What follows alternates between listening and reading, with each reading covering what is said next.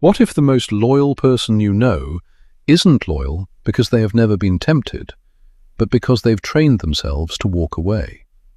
Think about that. Every time someone chooses their partner, even when nobody would ever find out, something inside them is being reinforced. And eventually, loyalty may stop feeling like a decision. It may start feeling automatic. But there's a darker question hiding underneath. If loyalty can become a habit, can betrayal become one too? Imagine someone gets a message at 1 a.m. Someone attractive, someone interested. Their partner is asleep in the next room. For a second, there's a choice. Reply or don't. And that tiny decision seems insignificant. But psychologically, it may be doing something much bigger. Because habits aren't built from one dramatic moment. They're built from repeated choices nobody else sees. The first time someone ignores temptation, it can feel difficult. The second time, slightly easier. The 10th time, they may barely think about it. Their brain begins learning a pattern. This is who I am. And that changes everything.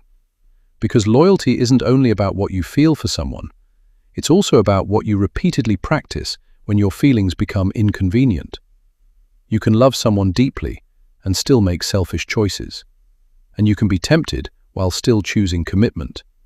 That's the part people often misunderstand. Loyalty doesn't mean you never notice another person. It means noticing doesn't automatically control you. And every time you resist something you know could damage your relationship, you strengthen that ability, just like a muscle. But there's another side to this. A person can also practice the opposite. One secret message, one deleted conversation, one excuse, one, it didn't mean anything, then another. And eventually, crossing a boundary can become easier than respecting one. That's why the first betrayal is sometimes more dangerous than people realize. Not because it guarantees another one, but because it can change what a person believes they are capable of doing. The brain is remarkably good at adapting to repeated behavior. If someone repeatedly lies, lying can become easier. If someone repeatedly hides things, secrecy can become normal. And if someone repeatedly chooses honesty, honesty can become their default. So maybe loyalty isn't simply a personality trait. Maybe, in part, it's a behavioral identity. Think about the person who says, I could cheat if I wanted to. Maybe they could. But the more important question is, what do they usually do when nobody is watching? Because character is rarely built in public, it's built in private. In the moments where there's no applause for doing the right thing. No one would know. No one would find out. And yet, you still choose differently. That's where loyalty becomes powerful. Not when staying is easy, but when leaving the door open would be easier.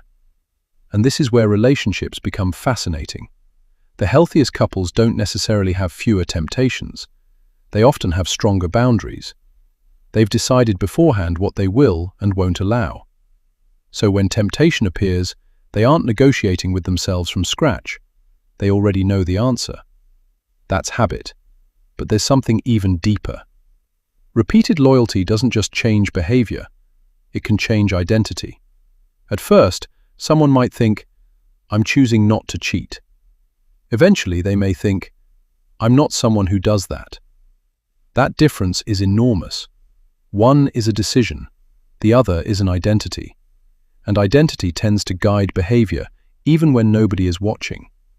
So yes, loyalty can become a habit, but not because love magically removes temptation.